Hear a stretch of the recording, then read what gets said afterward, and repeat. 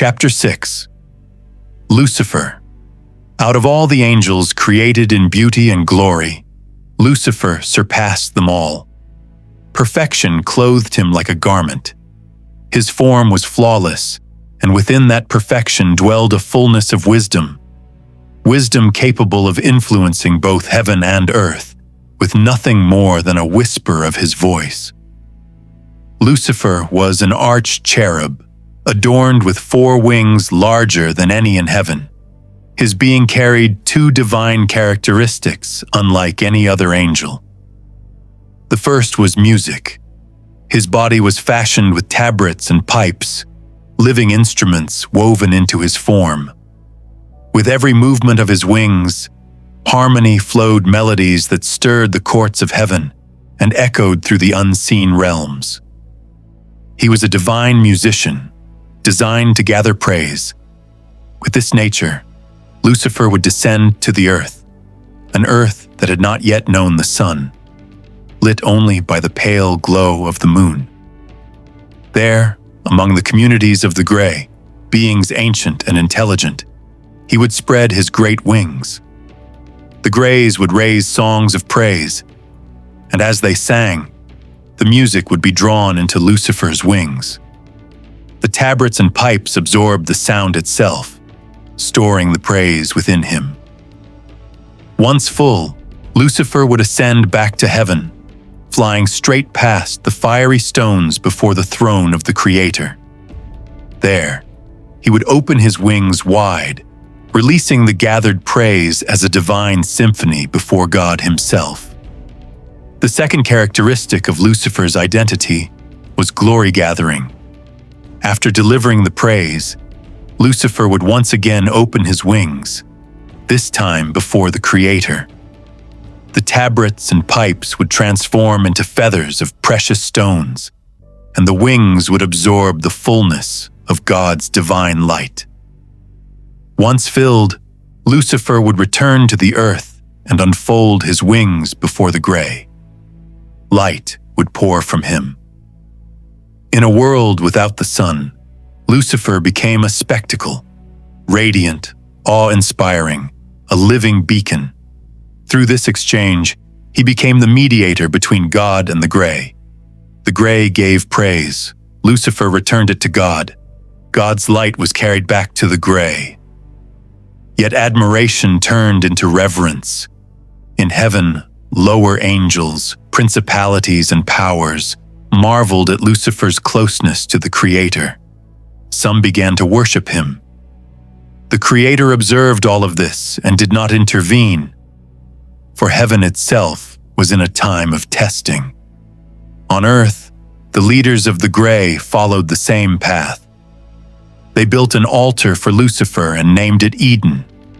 They selected the finest precious stones and, using their advanced knowledge, infused them with the ability to store the glory Lucifer brought. Slowly, the Greys abandoned the songs of praise. Instead, they gathered at Eden and worshipped Lucifer directly. It was there, in Eden, that 6 angelic leaders began to meet with Lucifer in secret, planning how they might fully leave heaven, inherit the earth, and rule the kingdom of the gray. These 6 were Mammon, whose name means wealth or riches in Aramaic, is often personified as a demon or fallen angel associated with the love of money and material possessions. In the Gospel of Matthew, Jesus warns that you cannot serve both God and Mammon. Mammon's deadly sin is greed, as he embodies the insatiable desire for wealth and the power it brings.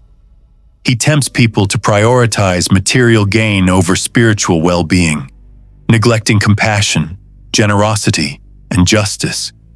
His influence is seen in the exploitation of others, the hoarding of resources, and the worship of false idols.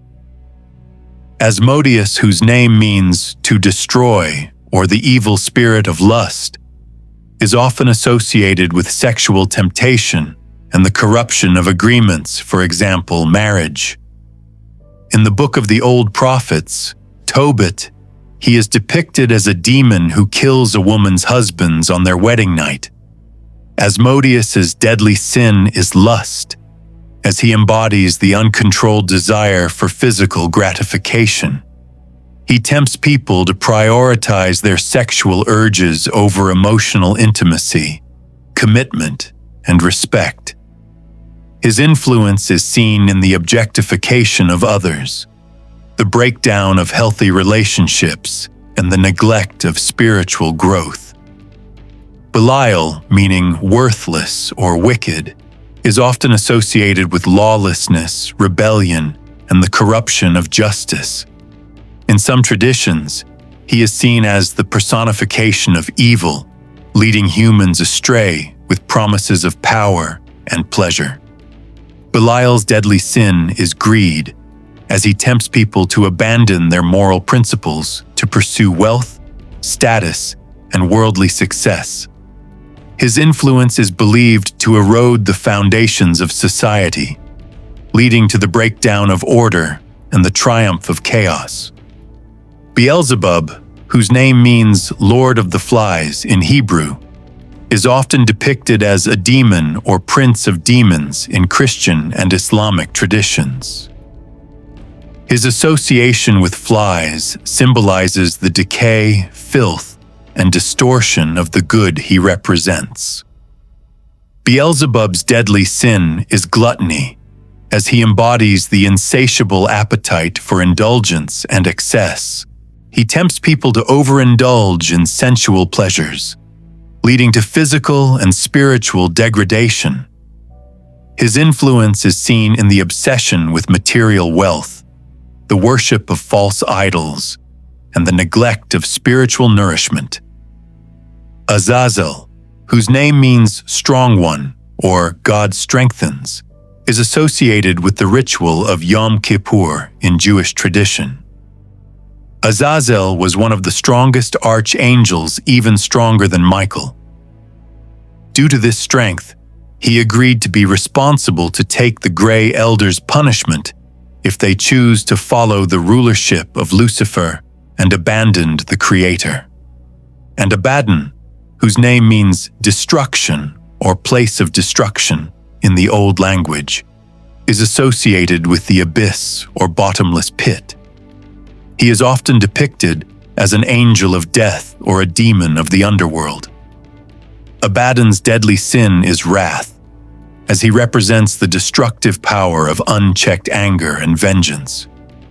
He tempts people to lash out in rage, leading to violence, retribution, and the breakdown of relationships. His influence is seen in the cycle of hatred, the desire for revenge, and the inability to forgive. And at their center stood Lucifer, whose name meant light-bearer. Together they called themselves gods of the earth, later known as the embodiment of the 7 deadly sins. They ruled what became the gray spiritual realm, the demonic realm. Lucifer's pride grew. He understood something profound from his wisdom. He himself was created with light within him, enough to sustain the gray periodically. If the gray gave him praise, he could convert that praise into light without returning to God. In doing so, he could cut the earth off from the Creator entirely. Lucifer did not seek to overthrow God. He only desired worship in the earthly and lower spiritual realms. With the support of the 6 angels, Lucifer convinced 1/3 of heaven's host to follow him in claiming rulership over the earth. But the Creator had seen everything. Every thought, desire, and intention of the angels was known to him. In the eyes of the Creator, pure intentions shimmered as light, while evil desires appeared as a vile gray smoke. And so when the decision was made, God unleashed Michael and his angels. War broke out in heaven, and Lucifer and his followers were cast down, severed from the divine light they once carried. Thus began the fall, and the long shadow cast over the earth and the kingdom of the gray.